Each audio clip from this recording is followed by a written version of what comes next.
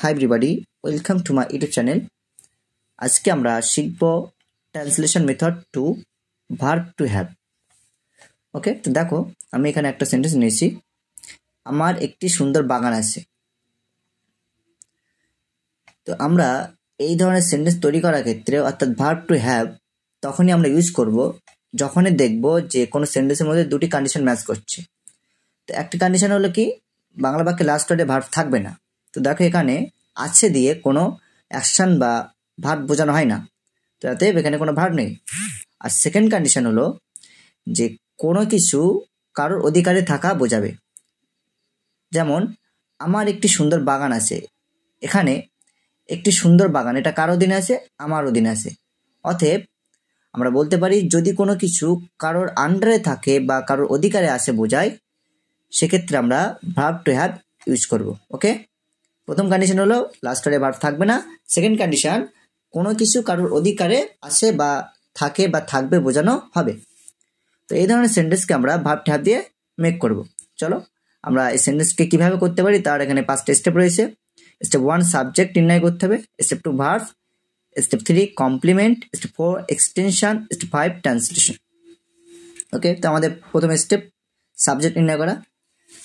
তো দেখবো আমরা এখানে সাবজেক্ট কে আছে। দেখো এখানে সাবজেক্ট বার করার জন্য আমরা কি করব, আমরা দেখবো যে যার অধীনে কোনো কিছু থাকবে সেটাকে আমরা সাবজেক্ট হিসেবে অ্যাকসেপ্ট করবো। অর্থাৎ কোনো ব্যক্তি বা বস্তুর অধীনে যদি কোনো কিছু থাকে সেই ব্যক্তি বা বস্তুকে আমরা সাবজেক্ট হিসেবে অ্যাকসেপ্ট করব। তো এখানে আমার একটি সুন্দর বাগান আছে, তো একটি সুন্দর বাগান আছে এটা কার অধীনে আছে? আমার অধীনে। অতএব এটা হলো আমাদের সাবজেক্ট। স্টেপ 2 ভার্ব নির্ণয় করা। তো আমরা এখানে দেখতে পাচ্ছি আসে দিয়ে কোনো ভার্ব বোঝানো হয় না, কিন্তু আসে দিয়ে একটা টাইম বোঝানো হয়, একটা প্রেজেন্ট টাইম বোঝানো হয়। তো এটা আমরা ট্রান্সলেট করার সুবিধার্থে আমরা এখানে ভার্ব হিসেবে আন্ডারলাইন করব। ওকে, নেক্সট স্টেপ 3 কমপ্লিমেন্ট।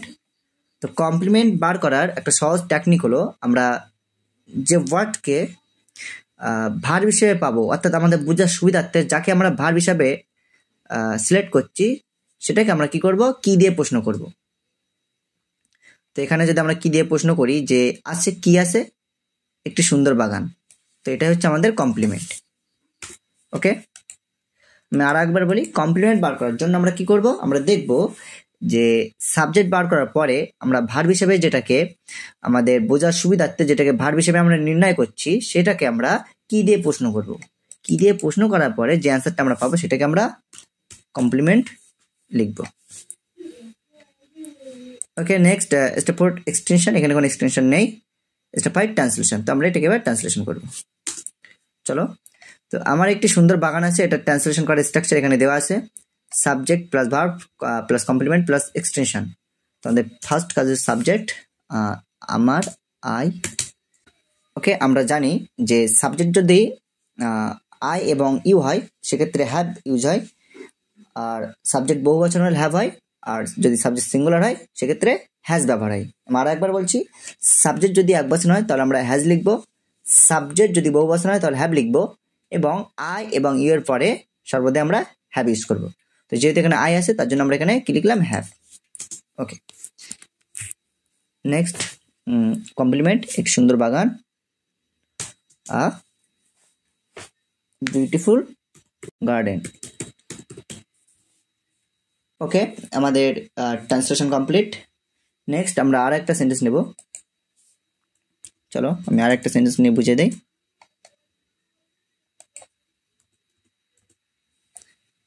দেখো সেন্টেন্সটা কি লেখা আছে, আমার বাবার অনেক ভালো গুণ আছে। তো আমরা দুটো কন্ডিশন দেখব যে লাস্ট ওয়ার্ডে ভার্ব আছে কি নেই। তো আছে দিয়ে কোনো ভার্ব বোঝানো হয় না, তো এটা আমাদের ভার্ব নয়। আর দ্বিতীয় কন্ডিশন, কোনো কিছু কারোর অধিকারে থাকা বোঝাবে। তো এখানে কি বলছে, আমার বাবার অনেক ভালো গুণ আছে। অতএব অনেক ভালো গুণ আছে এটা আমার বাবার অধিকারে আছে। তো আমরা দুটো কন্ডিশন এখানে ম্যাচ করছে। তো আমরা এখানে translation method to verb to have আমরা এখানে অ্যাপ্লাই করব। ওকে, আমাদের ফার্স্ট স্টেপ সাবজেক্ট নির্ণয় করা। আমরা দেখবো এখানে সাবজেক্ট কে আছে, আমার বাবার অনেক ভালো গুণ আছে। তাই আমি বলেছি সাবজেক্ট নির্ণয় করার ক্ষেত্রে কি করব, আমরা দেখব যে যে ব্যক্তি বা বস্তুর অধিকারে থাকবে, কোনো কিছু থাকবে, সেই ব্যক্তি বা বস্তুকে আমরা সাবজেক্ট হিসাবে অ্যাকসেপ্ট করব। তাহলে অনেক ভালো গুণ আছে এটা কার কার অধিকার আছে? আমার বাবার অধিকার আছে, তাহলে আমার বাবা হলো এখানে সাবজেক্ট। ওকে, নেক্সট স্টেপ 2, ভার্ব নির্ণয় করা। তো আছে দিয়ে কোনো ভার্ব বোঝানো হয় না, একটা টাইম বোঝানো হয়। আমাদের সেন্টেন্স করার সুবিধার্থে আমরা এটাকে ভার্ব হিসাবে লিখছি। Step 3, complement. তো আছে কি, আমরা কি দিয়ে প্রশ্ন করব? কি আছে? অনেক ভালো গুণ। তাহলে এটা হচ্ছে আমার কমপ্লিমেন্ট। ওকে, নেক্সট স্টেপ 4, এক্সটেনশন। এখানে কোনো এক্সটেনশন নেই। Step 5, translation. তো আমরা এবার এই সেন্টেন্সকে ট্রান্সলেট করব। চলো, আমাদের ট্রান্সলেশনের করার যে নিয়ম এখানে লেখা আছে, subject verb complement plus extension. এখানে লিখব my father. Okay, next verb দেখো আছে দিয়ে প্রেজেন্ট টাইম বোঝানো হয়। তাহলে মাই ফাদার যেহেতু একজন, তাহলে এখানে হ্যাজ বুঝবে। মাই ফাদার হ্যাজ, কমপ্লিমেন্ট অনেক ভালো গুণ, মেনি গুড কোয়ালিটিস। আশা করি বুঝতে পেরেছো। দেখো আমি আরেকটা সেন্টেন্স নিচ্ছি। দেখুন আমি আরেকটা সেন্টেন্স নিয়েছি। এখানে কি লেখা আছে? আমার শিক্ষক দিবসের জন্য ভালো পরিকল্পনা আছে। দেখো এটাকে আমরা এবার ট্রান্সলেশন করব। তো আমাদের স্টেপ 1, সাবজেক্ট নির্ণয় করা। আমরা দেখব যেখানে সাবজেক্ট কে আছে। আমরা দেখতে পাচ্ছি যে আমার শিক্ষক দিবসের জন্য ভালো পরিকল্পনা আছে। পরিকল্পনাটা কার অধীনে আছে? আমার অধীনে। তো আমার হলাম এখানে সাবজেক্ট, হচ্ছে আমাদের সাবজেক্ট। এখানে আমরা সাবজেক্ট লিখব। ওকে, নেক্সট স্টেপ 2, ভার্ব নির্ণয় করা। তো যেহেতু এখানে ভার্ব নেই আর আছে দিয়ে একটা ভার্ব বোঝানো হয় না, কিন্তু একটা টাইম বোঝানো হয়, তার জন্য আমরা আমাদের ট্রান্সলেশনের সুবিধার্থে আমরা এটাকে ভার্ব হিসেবে আন্ডারলাইন করব। Next step 3, complement. Okay, complement দেখি আছে কি আছে। আমরা যেটাকে ভার্ব পেলাম সেটাকে কি দিয়ে প্রশ্ন করব? কি আছে? ভালো পরিকল্পনা আছে। ওকে, এটা হচ্ছে আমাদের কমপ্লিমেন্ট। Step 4, extension. এক্সটেনশন বার করার জন্য আমরা কি করব? আমরা দেখব বাংলা সেন্টেন্সে সাবজেক্ট ভার্ব কমপ্লিমেন্ট বার করার পরে এক্সট্রা যেটা পড়ে থাকবে সেটাকে আমরা এক্সটেনশন হিসেবে লিখব। তো এখানে আমরা দেখতে পাচ্ছি শিক্ষক দিবসের জন্য এটা এক্সট্রা রয়েছে, তো এটা হচ্ছে আমাদের এক্সটেনশন। ওকে, স্টেপ 5, ট্রান্সলেশন। তো আমরা চলো এটাকে ট্রান্সলেট করব। তো ট্রান্সলেশন করার স্ট্রাকচার এখানে দেওয়া আছে। ওকে, চলো আমরা করে নিই। সাবজেক্ট আমার আই আছে, যেহেতু এটা প্রেজেন্ট টাইম বোঝানো হচ্ছে, তাহলে হ্যাভ, আয়ের পরে হ্যাভ হয় আমরা জানি। আমি আবারও বলছি, আই এবং ইউ এর পরে সর্বদাই হ্যাভ বসে। এখানে আমাদের সাবজেক্ট আই আছে, তার জন্য এখানে হ্যাভ হবে। I have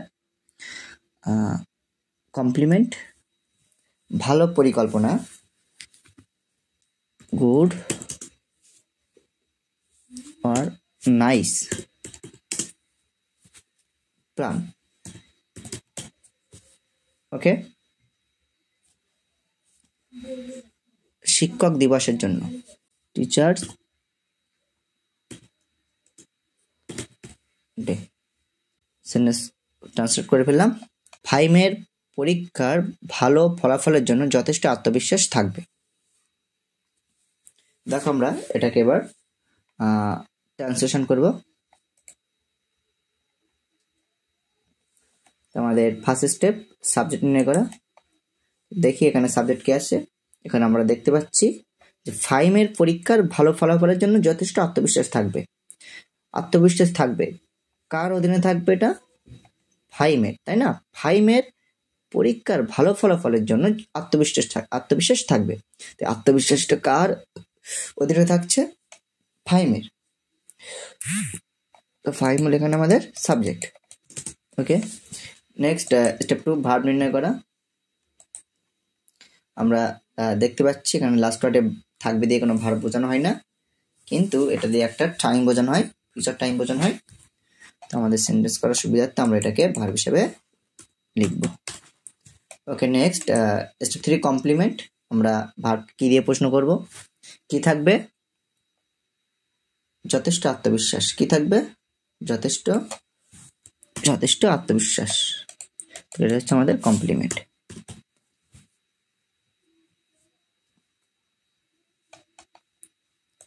okay, step 4 extension.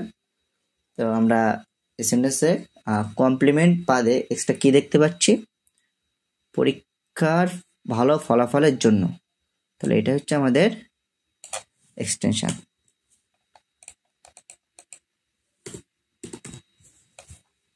Okay, next step 5 translation. তো আমরা এই সেন্টেন্সকে ট্রান্সলেট করব। চলো ট্রান্সলেট করে নেই।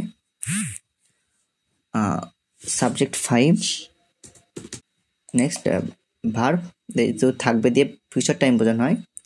তাহলে এখানে কি হবে? শ্যাল বি অথবা এখানে কি হবে? শ্যাল হ্যাভ অথবা উইল হ্যাভ। দেখো, তোমরা সকলেই জানো যে আই এবং উই এর পরে, অর্থাৎ আমি আমরার পরে শ্যাল বসে আর অন্য সব ক্ষেত্রে উইল বসে। কিন্তু আধুনিক যে মডার্ন ইংলিশ, তো আধুনিক ইংরেজিতে সর্বক্ষেত্রেই উইল ব্যবহার করা যায়। তবে তোমাদের মনে রাখতে হবে যে শ্যাল বা উইল এর পরে কখনোই হ্যাজ বসে না। আমি আবারও বলি, শ্যাল বা উইল এর পরে কখনো হ্যাজ বসে না, বরং সর্বদা তোমরা কি বসাবে? হ্যাভ বসাবে। ওকে, কারণ শ্যাল বা উইল হলো মডাল অ্যাক্সিলারি, আর মডাল অ্যাক্সিলারির পরে ভার্বের বেস ফর্ম সর্বদাই আমরা ইউজ করি, বা আমরা বলতে পারি যে শ্যাল বা উইলের পরে কি হয়? সর্বদাই ভার্বের যে বেস ফর্ম সেটা আমাদের ইউজ হয়। দেখো এখানে লেখা আছে হ্যাজ, হ্যাভ আর হ্যাড। এই তিনটের মধ্যে হ্যাভই হলো আমাদের ভার্বের বেস ফর্ম। অতএব যেহেতু শ্যাল এবং উইল এই দুটো হলো মডাল অ্যাক্সিলারি, এটার পরে আমাদের কি হবে? সর্বদাই ভার্বের বেস ফর্ম, অর্থাৎ এখানে হ্যাভ ইউজ হবে। বোঝাতে পারলাম আশা করি। চলো তাহলে আমাদের ফাহিম, এটা হচ্ছে সাবজেক্ট, এরপরে কি হবে? Will have.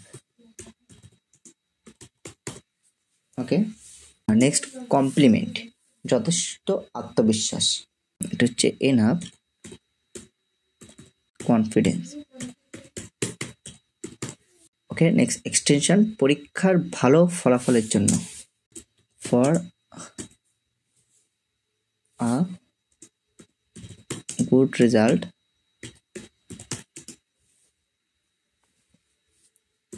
In examination. ফাইমের পরীক্ষার ভালো ফলাফলের জন্য যথেষ্ট আত্মবিশ্বাস থাকবে। Fahim will have enough confidence for good result in examination. আশা করি বুঝতে পেরেছ। যদি তোমরা বুঝতে পেরে থাকো, তোমাদের জন্য এখানে আমি কিছু হোমওয়ার্ক রেখেছি। দেখো, প্র্যাকটিস ইন দ্য ক্লাস। এখানে কিছু সেন্টেন্স আমি দিয়েছি। আমার মায়ের একটি সুন্দর প্রার্থনা গৃহ আছে। লোকটির তোমার জন্য অনেক ভালো প্রত্যাশা আছে। শিশুটির অনেকগুলো সুন্দর খেলনা থাকবে। গত বছর আমার পড়াশোনার চাপ ছিল। আমার কাছে লোকটির জন্য 500 টাকা থাকবে। এই 5টা সেন্টেন্স তোমরা বাড়িতে প্র্যাকটিস করবে। তার জন্য তোমাদের কিছু হেল্প ওয়ার্ড মিনিং আমি এখানে লিখে দিয়েছি। আমি তোমাদের যেভাবে যে প্যাটার্নে তোমাদেরকে আন্ডারলাইন করে করে সাবজেক্ট, ভার্ব, কমপ্লিমেন্ট, এক্সটেনশন নির্ণয় করে আমি ট্রান্সলেট করেছি, তোমরাও সেম একই প্রসেস তোমরা অ্যাপ্লাই করবে। ওকে, তো আজকের ক্লাস এ পর্যন্তই। নেক্সট ভিডিওতে অন্য বিষয় নিয়ে আমি আলোচনা করব। আজকের ক্লাসটি কেমন লাগলো তোমরা অবশ্যই কমেন্ট বক্সে কমেন্ট করে জানাবে।